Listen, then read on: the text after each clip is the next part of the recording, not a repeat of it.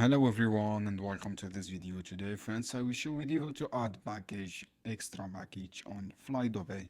So go to the website FLYDUBAI booking and manage, and from the slash add extra baggage, and then friends enter your details below and baggage.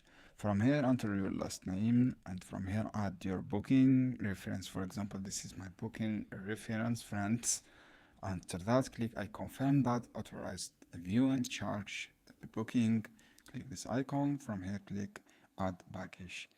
This is just for example, my last booking reference is wrong. So guys, you can read this description for packaging. As you can see here, you have 10 kilogram hand package, checked package, and you have additional package 20 kilograms and flax 10 kilograms and business 0 to 40 kilograms. Just click your reference and click add package. Thanks guys for watching this video. I hope this video helpful for you.